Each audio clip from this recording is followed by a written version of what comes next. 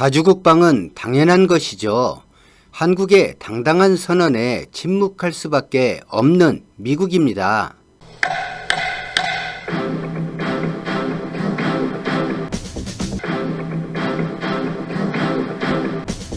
오늘은 이승만 대통령의 이야기와 아프리카 짐바브웨 가족 이야기를 하겠습니다. 이승만 대통령 관련 이야기는 제 개인 추측이 가미되어 있음을 알려드립니다.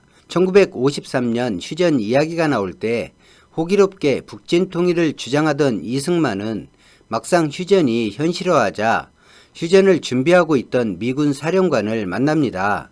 미국은 이미 신탁 통치를 결정할 때부터 완충장치 지역으로 설정한 남한을 모두 회복했으며 일본을 지키는 교두보로서 남한을 이미 탈환하였고 6.25 동란으로 패전 후 거짓골이던 일본 경제는 충분히 기틀을 다졌고 한반도 통일은 불안정 속에 이익을 추구하는 본래 미국이 원한 그림이 아니어서 더 이상의 전쟁으로 인명과 경제적 손실을 원하지 않았습니다. 미군 사령관을 만난 이승만은 다음과 같이 말을 합니다. 지금 전력이면 북진 통일이 가능하고 무기만 지원해주면 한국이 싸우겠다.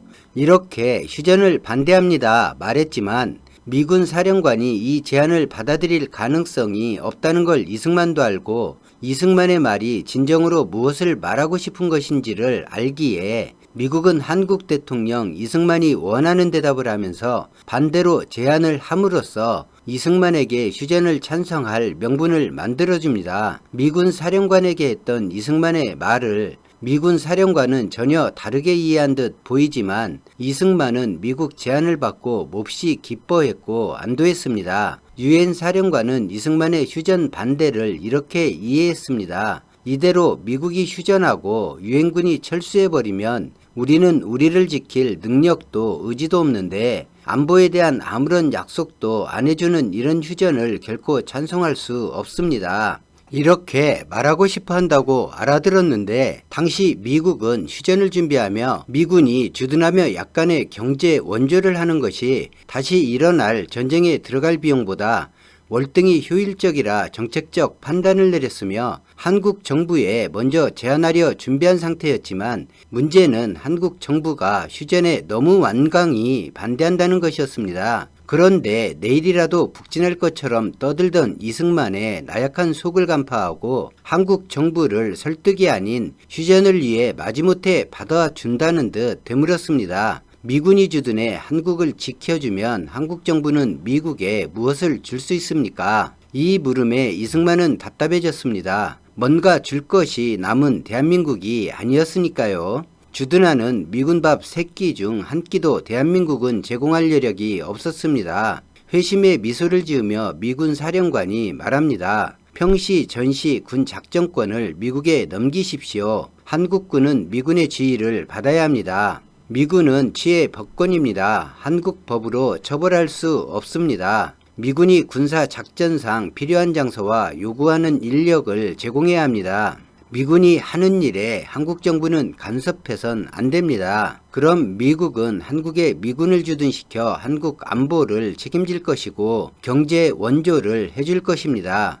단 한국 정부가 반미 모습을 보이지 않을 때 이 모든 것이 가능합니다. 미군 사령관의 제안과 말을 듣고 내각 회의도 제대로 열지 않고 이승만은 미국의 모든 조건을 수용하며 한미 상호방위조약 체결을 추가 조건으로 요청했습니다. 어차피 주둔과 경제 원조를 계획한 미국은 바로 이 제안을 받아들였고 이승만이 제안한 바로 뒤에 미국 의회는 한국 경제 원조를 의결했으며 같은 날 휴전협정이 체결되었습니다. 한국은 안보를 부탁하며 주권인 군권과 자주국방이라는 정체성을 담보로 미국에 맡겼습니다. 그리고 2020년이 되었습니다. 짐바브웨에서 있었던 최근의 일입니다. 해외 토픽으로 국내 언론에도 소개가 되었습니다. 최근 아프리카 남부 짐바브웨에서는 남편이 아내를 담보로 맡겼다가 낭패를 본 다소 믿기 힘든 소식이 전해졌습니다. 영국 데일리스타 등 외신 보도에 따르면 최근 짐바브웨 마니칼랜드주에 있는 마을 지문야에서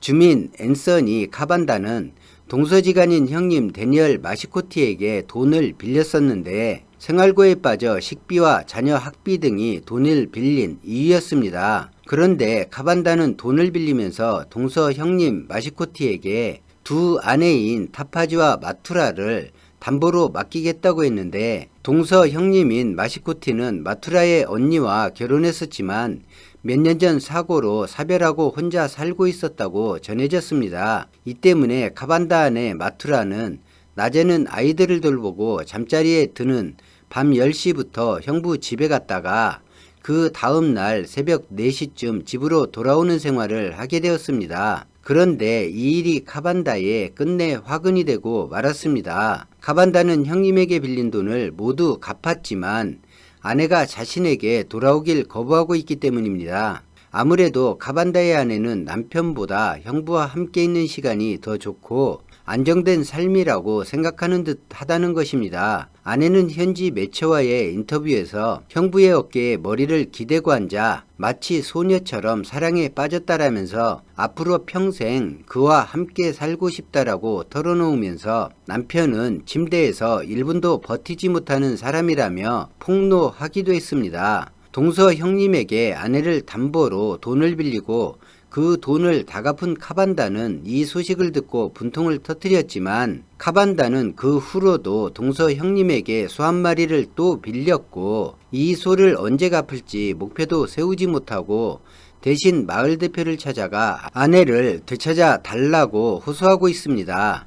동서 형님을 찾아가 뭐라 하는 것이 아니라 마을 대표를 찾아가 부탁을 하면서 한편으로는 동서 형님에게 경제적 의존을 계속 하고 있는 것입니다. 남에게 도움을 청하는 것은 잘못이 아닙니다. 은행에서 빌리는 것도 남에게 빌리는 것입니다. 형편이 어려우면 손을 벌리는 것이 우리네 삶입니다. 그러나 손을 벌리면서도 내가 지켜야 하는 것이 있고 결코 넘겨선 안 되는 소중한 것이 있습니다. 카반다 아내는 자신의 남편에게 담보 용도로밖에 취급받지 못했습니다. 그리고 자신을 담보로 제공한 남편에게 돌아가길 거절하고 있습니다. 또 어려워지면 다른 곳에 담보로 쓰일 것이 분명하기 때문입니다. 한국은 안보가 어렵다며 주권인 군권과 자주국방이라는 정체성을 67년 전 미국의 담보로 제공했습니다. 지난 세월은 되돌릴 수 없습니다. 잘못된 판단에서 교훈조차 얻지 못한다면 지난 세월은 단지 배부른 돼지가 되기 위한 발버둥밖에 되지 않습니다.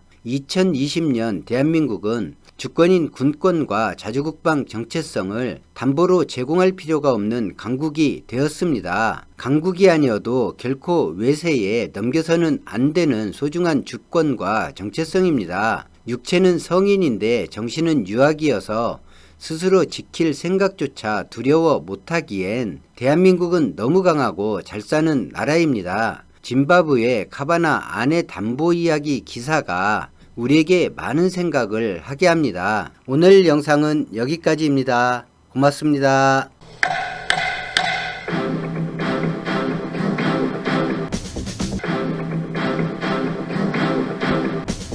여러분과 소통하는 생방송을 하고 있습니다. 많이 오셔서 대화를 나눠주시고 즐겁고 편안한 시간이 되시길 바랍니다.